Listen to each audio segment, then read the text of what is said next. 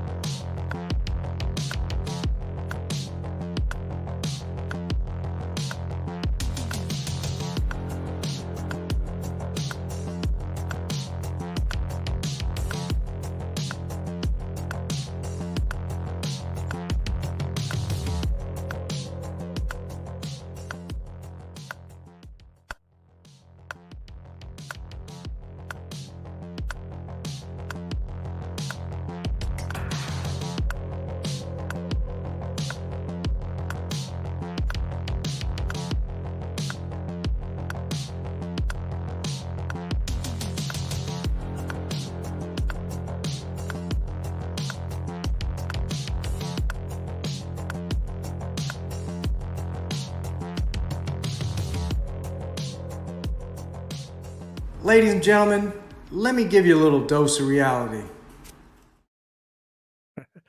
Hello, ladies and gentlemen. Welcome to Real Talk Rants. Sorry about the technical difficulties. I don't know what happened, but anyway, we got it resolved now.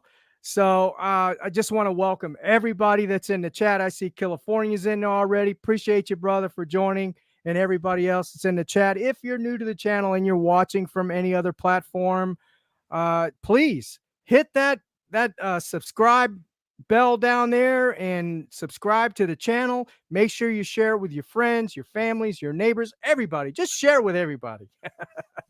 But also, ladies and gentlemen, uh, don't forget, if you're down in the South Florida area or you live in the South Florida area or visiting, whatever it may be, make sure you visit Canesware at 2655 South University Drive in Davie, Florida, where you can get all of your Dolphins gear, Panthers gear, Marlins gear, Heat gear, all your favorite Florida teams down there. Also, you can go to caneswear.com if you're out of town and you can order all your gear online as well.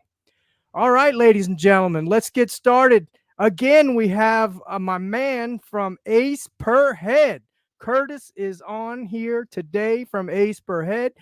He was on here a few weeks back. We talked about the O-line and the Dolphins and just had a great old time. And so I invited him back, and I think I'm going to try to get him on here if he accepts as a pretty common guy on the channel. So we'll see what if how that goes. Curtis, how you doing, brother?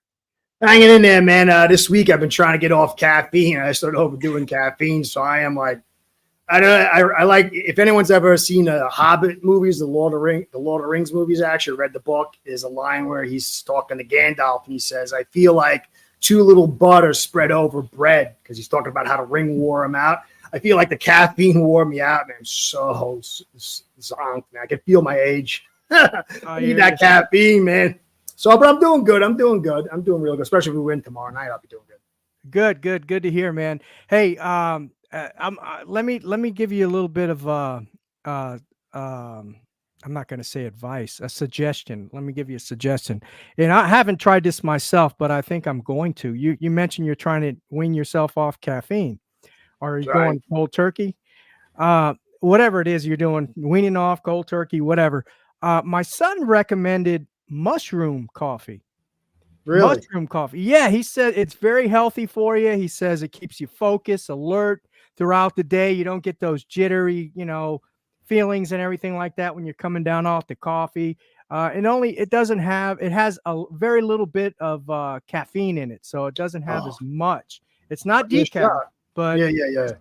And it has other types of different additives in it that are good for you, vitamins and minerals and things like that. So anyway, I might try. I'll give it a shot. Yeah, I'll give it a shot. Yeah, I'm going to give it a shot. But we'll see how that goes because I drink a lot of coffee. I do too. I'm an old car, man. I need like the 95 octane or 110 octane. That's funny. Yeah, man. Look, I know there's a lot of Dolphin fans out there that are kind of down in the dumps right now. not feeling good about this team, and rightly so. But it's not over yet, man. It's not over yet, in my opinion. I mean, we're only 1-2. Um, and so it's not over yet. So how about you, Curtis? How do you feel? Are you feeling this the same or different? How Well, are you feeling about the well, team? the thing is, it's natural for fans to project from moment to moment the whole future. But football is such a mercurial sport. I mean, who would have thought Rodgers goes down in 4 plays? Who would have thought the Jets just lost to the Broncos? Yeah. You just saw Rashid Rice get taken out by Mahomes. The Yeah. game is so bizarre. I personally think that when you look at the framework, it's constricted much more than was presented to us due to our inability to protect our offensive line and to some degree our interior DI. I think that's a reality. I don't think there's any way we're going to the Super Bowl, although there's always that possibility. But right now, if you're a coach, you're just trying to win the next game. And then you're worried about the next game after that. If we lose this week, it is over. I mean, it's not technically over, but it is going to be so hard for us to rise up. But this Titans game, you just saw the Jets lose. You saw Steelers lose. The AFC playoff picture just got muddied in the standings. At 2-2, you've got Patriots, which I think is going to be a tough game, but theoretically you can win that one. Then you get your bye, and then you got the Colts, which I think is going to be a tough game, but theoretically you can win that one. And then you're supposed to get Tua back, although you got a tough Arizona team. They're not tough, but they can hurt you. I mean, they can be hot and cold, and then you go to Buffalo. I mean, this is not conducive environment, but I do think there's some real possibilities of getting into the mix and sort of salvaging this season. Yeah, I agree with that 100%. How's it going? Dolphin Thirsty is in the house. Haven't seen him in this house in a long, long time. How you doing, Dolphin Thirsty? Shake Money in the house. How's it going, Shake Money? Appreciate you for joining today too. Yeah, no, I agree with you 100%.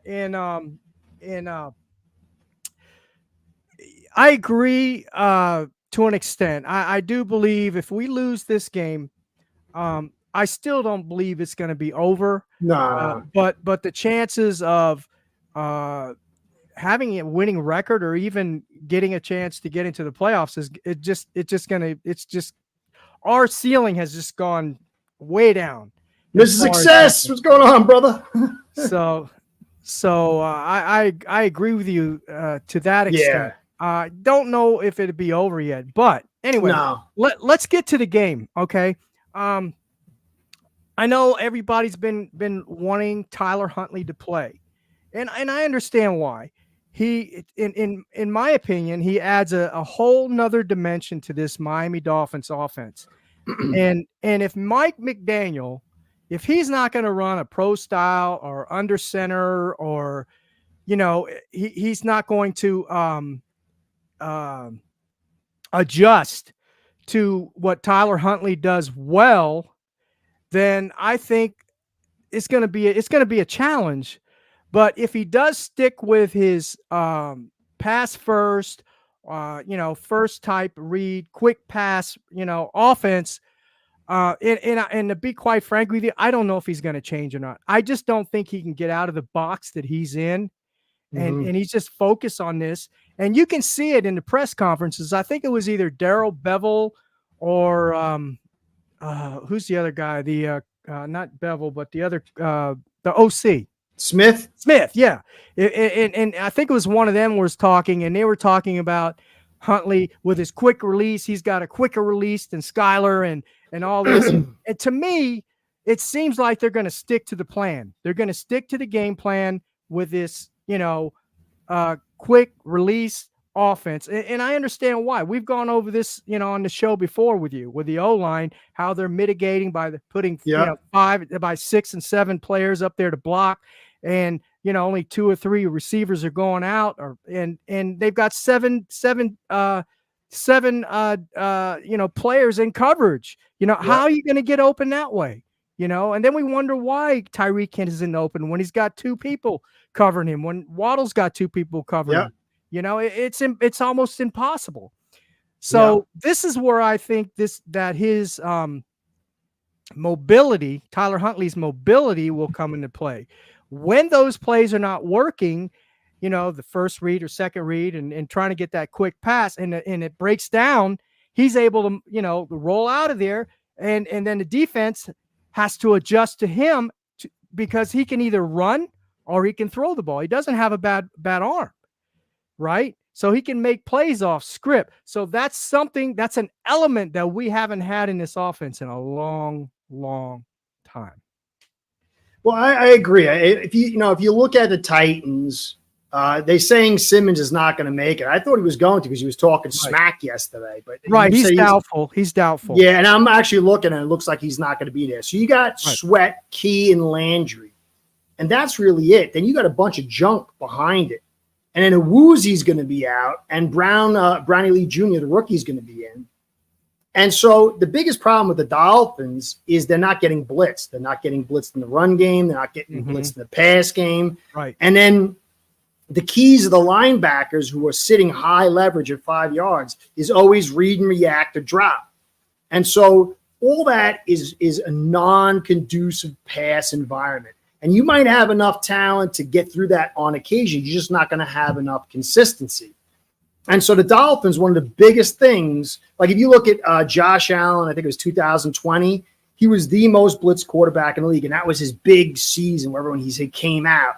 But then teams started pulling back on those blitzes, and his success was dropping precipitously. Last year it started rising, and this year is starting to rise, and you're seeing him have success. Now, if you have a mobile quarterback, you might not start the game with a spy, but if that mobile quarterback begins hurting you on like a mobile platform, when you take the ball and you move the platform and you get them boot action rollouts, and then the quarterback starts taking off, or as I showed in one little video I did, Gruden had talked about Willis. They'd snap the ball, and it was a three-way read, screen left, screen right, and then you count the numbers, and then you go up the middle. And if that's the case, then you have to start bringing in a spy. And even if that guy is not blitzing, he's no longer a viable option because he is in a react mode in the pass game. Right. And so then you go from right now, currently we have 10 players versus 11 players. But as soon as you get a spy, then it's 10 on 10.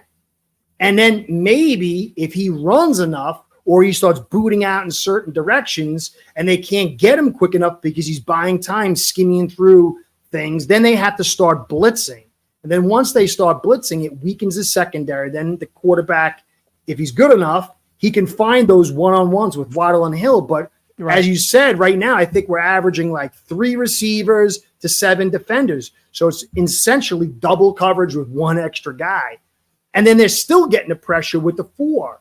And, with Skylar last week, we called 71% pass rush mitigation, play actions and screens. That is an ultra conservative offense.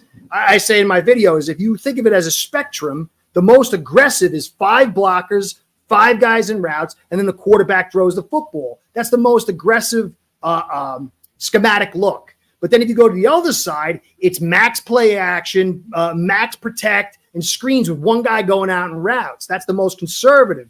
But if you have a dial and it twist it either way, you can see how you're more conservative or you're more aggressive. And we're probably the most conservative offense in the league, not counting the depth of targets. So you can't expect a quarterback to have success like that. And so maybe with his movement skills, and a thin front and a big, I hate to say fat guy, but 350-pound DT, who's your best guy, in the heat of Miami while it's still hot, running back and forth, you run the football, you get him on the move, you get him chasing, wear him out, and then over time, if you're disciplined and you're playing conservative, smart, disciplined football and striking when the time is right, you wear this team out and let Levis, whatever his name is, throw his picks, and that's how you should pull out a victory. but this is all predicated on discipline. We're averaging 9 penalties a game. They're averaging 5. It's up to McDaniel running the football, McDaniel using Huntley right to get him on the move, get him rolling out, let him use his body a little bit to pick up some first. And so I think if that's the case, we should win. We're at home. We have all this assets, and McDaniel's had time to prepare. If, like you said, he comes out with the same old, then and we lose, that's why I say it's over. I mean, it's not over for the season, but I think you've seen enough that your coach isn't good enough.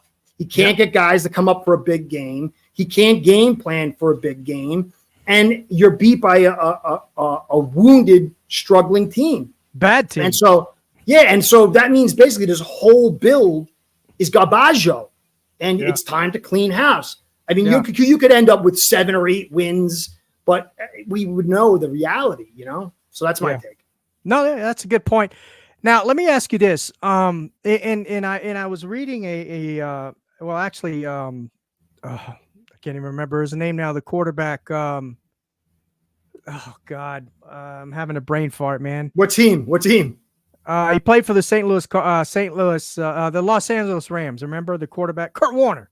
God, Kurt Warner, I forget Kurt Warner. Anyway, Kurt Warner. I was reading a text of his, and he was saying he's seeing a lot. He's seeing the trends too, and he's seeing a trend where a lot of teams, and as opposed to throwing behind the line of scrimmage, these short screens and things like that, he's seeing teams that are now starting to throw 3 or 4 yards beyond the line of scrimmage. And that will make a big difference as well. Get an A-Chan in there, That's West Coast. That's West Coast concepts. Exactly. West Coast concepts. That's what he'd like to see. Yeah. Because the thing is, if you look at it, it's pass balance, but it's about mastering small ball and critical situations. And so if you look at the Bills right now, last year they dropped their aggressiveness by 1 yard, and they are attacking, as you said, that 1 to 5 yard area. And it's about, okay, throw the football, pick up 3 or 4. Now you're on schedule for second down. Exactly. And you're in a two-way go with running and passing. Yep. And then you know what? You might get into a 3rd and 2. And again, you're in that two-way go. And you've got to make defenses think more and be concerned about more, because if you give them a limited menu, they're going to consistently beat you. Yeah, absolutely. Absolutely. I think another key to this game is going to be running that ball. Even if it's just to keep the defense honest, get Jalen Wright involved, get him involved. We drafted him. We went up to get him, and I think it was the 3rd round or late 2nd or whatever it was. You let this guy get some touches. He was doing well when he was running the ball. He's a little more stout than A-Chan. He's just as fast, and he can be your power back, right? Yep. And I like to see. Now, let me ask you this. I think they're going to start. I'm not sure about this. I have a feeling they're going to start Kendall Lamb at left tackle. What's your take on Paul? You think they should just go ahead and, at this point in time, No, he's not ready. Yeah. I mean, he loses leverage a lot. And the game of football, look, there's plays I remember screwing up even back in high school to this day. And so if you're in a professional level, you don't want to give this kid extra baggage. You're trying to develop a player, not just his technique, but his conscience and subconscious. And so when your player's up there, and let's say we're in a close game and he has a false start or a holding call, or he lets up a big play, you're now setting his mind up to not be in the best environment. He isn't ready. He isn't. He struggles with run blocking. He struggles with pass blocking. He's good at setting up bull rush. He can stop bull rush. Right. But he's got a ways to go. Lamb is a guy who hopefully he's a long time vet. He's not going to false start for you. He can pass block, and you can kind of mimic Tehran a little bit where you let him block alone and let the help flow down the line of scrimmage. He's not a drive block. He's not going to help you that way. But I just don't think. I think when you got Jackson who needs help, and Paul who needs help, and then Eichenberg who needs help, and then at times Brewer needs help, that's too much help. You can't give that much help. Lamb, at least in the pass game, I can leave him on his own, and I can maybe bank on Jackson on occasion. I can maybe bank on Brewer on occasion, and I can find out where the mismatches are. I call the right mic, and I can get it off quick enough and do what I got to do. But with Paul, you could if you go back and watch him in preseason, he struggled. Yeah, and Arden Key and what's the other kid? Landry. These are pros. Yeah, yeah. And so I just don't want to see him get jeopardized. Right. And so, all right. What if we're 1-5? Would you put him in then, or would you? I would wait till it's. Go ahead. I'd wait till it's like abundantly clear we're done. Gotcha. 1-5, a team would still be fighting to for the playoffs. No, I agree. You're at 6 or 7, then bring him in. It doesn't really matter. Then he doesn't care. But in this game, if he were to lose this game or have a hard game, a bad game, considering how critical this game is, that would be something that would be biting at him. And you would see loads of fans who even like him. What'd you put him in for? Oh, this guy's going to be a bust. And he's going to see it all over the place. You don't need that. You've got to, set guys up right. Look at Sue Mateo. They put him in with KC and then they pulled him out. And now they're trying to massage his ego. Yeah. You'd want a player to not care about that, but I don't know if that's not the best case scenario. And I don't think he brings as much to the table right now as many fans think. So, well, I think again, it goes to all the hype from the off season. He's a monster and all this kind of stuff. I think he could develop into it. Yeah, he could develop. Sure. But he's raw. Right. Yeah. That's what I saw in the preseason and training camp and all that myself. You're right. I know a lot of folks are kind of dumbfounded, not dumbfounded, bewildered why. Well, some of them might be, but a lot of folks are bewildered on why in the heck that they're saying, why is Tyreek going out? Why is Waller going out of the game? Well, to be quite frank, I looked it up compared to the last 3 years, and they're averaging the same amount of play time as they have in the last 3 years, 70, 71, 72%. So they're not going out any more than what than usual. The problem is they're not making any plays. No, and the thing is too, it's you got two of these guys on a big down play. How is not one of them in there? And considering you're struggling and losing, I agree with that. Yeah, I agree. You'd have to give them more reps. You've taken a lot of those jet sweeps, some of those physical plays off the table. They've got it. This is the one off. Can't remember the kid we got from the Packers, bounced off the shoulders against Buffalo. DeBose. Yeah, and neither one of them were in. It's like there's big plays, and they're sitting on the sidelines. Yeah, so it's the situational, which I think McD struggles with. Yeah, big time for sure. Yeah. And another keys to the game, and you brought it up just a few minutes ago, is we got to cut down on these penalties, man. Big time. These penalties are killing us, and this has been a discipline that McDaniel has struggled with his whole three year that he's been here. Well, remember the pool table, the year one, or the ping pong table? It was out, and then they're like. Then there was a whole, so he went up and said, well, as a player, I said, get rid of it or something, or the players had to play, meaning get rid of it. And then Tyreek brings a new one in a couple days later. There is a little bit of too much, I'm a nice guy and, do whatever type thing. Here's something that Tom Brady said. I'm going to quote what he said. I guess he said this during the time that he was announcing one of the games. I think it was today or whenever it was. But anyway, so Tom Brady responded to claims that Baker Mayfield, right, weren't having fun playing alongside him. Yeah, he brought that up. He said something about that. Yeah. And he said, I thought, this is Brady, I thought stressful was not having Super Bowl rings. If I wanted to have fun, I was going to go to Disneyland with my kids. And that it sums up this Yeah. Miami Dolphins culture here. At least I think it does. Well, the thing is, people don't really. Football is a pseudo militaristic endeavor, It's a combat. and you know better than me. You were in the military. How did you drill sergeant? How did your leaders treat you? Were they concerned about your feelings too often? No, not at all. No, because you know what? Your feelings don't matter unless if it compromises the mission, it compromises your fellow soldiers. Exactly. Who cares? Exactly. This is not about kumbaya. It's about accomplishing a mission. Exactly. And going back to the military, since I'm getting flashbacks now that you mention it. But at the time, I'm like, to me, it really didn't bother me as much as some kids, when I first enlisted years ago. And when I first enlisted was in 78. But it didn't really bother me as much because I came from a tough background, and all that. But the bottom line is, I did question myself. I'm like, why are they yelling at me? What did I do?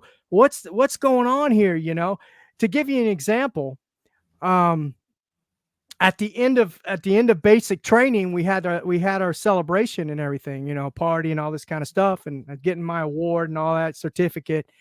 And there was a senior drill sergeant there, and he was ex-Vietnam vet, and he used to call me Molly. Right. And the whole time I was there, so I didn't question him, man. I'm like, I'm gonna question this guy. He was kind of intimidating, right? So finally, I got the nerve at the end of basic training, getting my certificate, and I said, "Senior drill sergeant, it's not Molly, it's Malloy." He said, "I don't give an F what it is. To me, it's Molly." Okay, whatever you say. But going back to that, it's a good point because you were making there about the military, because I didn't know what was going on. I didn't, but we were on one mission, and we didn't understand that until after we got into the military and finally figured out how things operate and all that. We said, okay, now I get it why he was yelling at me, because this is a matter of life and death. Yeah. Especially when I was deployed to Iraq twice. Right. I said, oh boy, now I definitely understand what he meant. That's if you think about it, if you pay attention to actors, they're all concerned about their feelings and the environment. And, like I was in college, I had to take some acting courses in order to get my college degrees. I've known some actors, and, I went to military school at 6. And so I learned right away push-ups if I don't salute. Then it was football, then it was martial arts. And then, I became an artist. And so I had to take some acting classes, and then I had to know some actors. But it's like totally divergent. One has nothing to do with feelings. It doesn't matter. Just, your hand's blown off, keep pulling the trigger. And then the other side is, we've got to take care of your emotions. Is the most important thing. We've got to massage that and make sure but football is way more towards the militaristic than it is the acting. But it's been pulled towards this acting, and a lot of fans who have never had to engage in that kind of atmosphere of the mission is all that matters, success is all that matters. How can you say that to this person? How can you treat that? And they're thinking from a civilian, non-militaristic, non-warrior type culture. But you're training soldiers to exist in a non-human environment. And football is almost similar to that. It's a non-human environment. And so in some ways, you've got to treat these people to be non-human. I mean, any human who gets hurt is going to be like, I'm out. Do I need you on this play? How many times I was hurt, even at like 8 years old, my head's wrung. I'm like spinning. Like, well, you're your best blocker. We need you out there. Oh, okay. Exactly. I mean? Like, and people just, they project instead of perceive. And so then you'll say like, oh, I love McDaniel. McDaniel floors is bad. I'm not saying either or, but then when your team loses, you start saying McDaniel's an idiot. You know what I mean? And so you might want the whole thing, the warrior and the artist. You can't have both. It's got to go to one spectrum or the other. Exactly. And always been a brutal, vicious, warrior sport where humanity has to be submerged. You're out to use your body as a bludgeon to hurt someone so bad they cough up the football or you knock them out of the game. That is not human. And so you've got to train someone to absorb that and to deliver that. But then you say, well, you got to talk to this guy nice. You've got to respect their feelings. You got to give them ping pong tables. They're getting paid millions. Yeah, and it goes back to, it's a violent sport, right? Just like boxing, violent. And when you get in that ring, or when you get on that field in playing a professional football game, nobody's your friend. Oh no, nobody's your friend. They're your enemy. At that point in time, they are your enemy. But those are great points, Curtis. And I know you have to go, but let me make mention to Finn's Take, CB83. Finn's Take with CB83. I appreciate you joining the show tonight, brother. If you all know, I'm sure a lot of you will know who CB83 is. If you don't, go check his show out. He has a very good podcast. He's very fair, has a lot of good football knowledge as well. So, Curtis, no, yes, you gotta go. So what is your? I'm old, tired, no caffeine, bro. I can take a nap. There you go. So what's your prediction? What's your score for the tomorrow night's game? Well, if the formula's followed, run the football, play disciplined football, pare down the playbook, and let Huntley grind his body up for some runs, get a mobile platform, do some of the things that Gruden says, we should win. I mean, they're missing a Woozy. They're going to miss Simmons. We're home. We've had the time. I'm thinking they're averaging 16. We're averaging 11. But I think if we follow this, I think that he brings a lot to the table. I think it should be 24-17, something like that. And we win. And maybe 27-17 if we play it smart. Play the game where you're setting the body blows up in first half. And then you take advantage in the second half. There's so many plays that if we didn't have negative plays, we keep the negative plays off, let him pick up some runs. They got to account for him. Then they got to account for Waddle and Hill and Jonnu. That leaves space. If they're going to play that drop look with high leverage, you've got to take advantage of it. So that's my that would be my score. But if we don't do that, we could lose if Levis gets hot, if Levis doesn't turn the football over. But we shouldn't. There's no way we should lose. There's no way we should lose. Well, I love your optimism, Curtis. I really do. But until this team shows me more, I'm a type of person, I will believe it when I see it. Mm-hmm. I need to see McDaniel. I need to see him adjust his game plan. I need to see it. And I believe the defense is going to have to step up this game because I think the offense is still behind the defense. Yeah. They're going to be the key to the game. Defense. And then I know CB83 mentioned no penalties. We got to watch those penalties because they've been killing. They're pretty disciplined. The Titans are pretty disciplined. Very disciplined. And we are not. No. So I think if we can do that, yes, we can win. If McDaniel can do all those things, right? I don't think he can. That's just my. If he doesn't, to me, he's dead. He's dead to me. You're dead to me, Fredo. Give him the kiss of death, right? Yeah. But I gotta. I'm sorry, but Miami's not going to win this game. I hope they change my mind. I want them to win. I always emphasize this. I've been a fan since 1969. I've seen the great organization that the Miami Dolphins had and all that, Shula days and all that stuff. But I just don't see it, man. Not with this coaching staff and this culture here in Miami. I just don't think they have the toughness, the mental toughness, right? Yeah. I know people call them soft, but they just don't have that mental toughness. You don't really need that much mental toughness to beat this team. You don't. You know what I'm saying? Like, it should be like, a given that we win this one. They're a bad team, right? They're a bad team. Yeah. But if we lose this game, forget it. We are a really bad team. Forget about it. But anyway, I'm gonna make a prediction. I'm gonna say Miami will lose this game.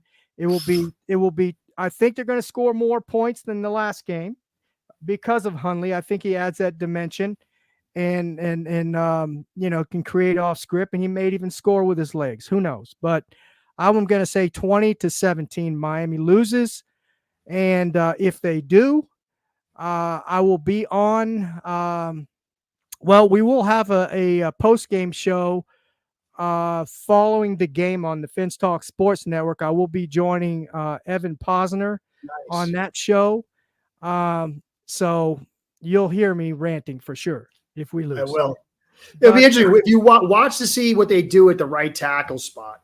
If they don't play Petit Friere, then it could be not happy for us because he's the big issue. If they keep him there, though, I think it'll be a good sign.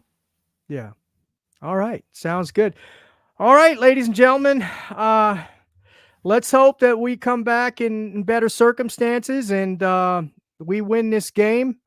That's my hope. But 17-10. Woo! If we go 17-10, forget about it, man. Holy cow! Who said 17-10? That's If your score is right, man. No. I said 20-17. Oh, 20-17. I'm sorry. 20-17. Yeah. I think we'll score a couple touchdowns anyway. Good. So, good. I'll be watching, brother. All right, man. Let me find this. And Curtis, where can they find you again? You can catch me Ace per Head. It's not. It's a kind of a weird name for football, but the company that hires me, Ace per Head on YouTube, and you can see me do my little thing. And what time are you? What time is your? Are you? I do a live on Friday night at 10 p.m. Eastern time. The rest of the time, I'm just putting the podcast out. Piecemeal whenever something happens, whenever I get the zest to do it. Gotcha. All right, thank you, brother. Hey, thank you again. Thanks, guys.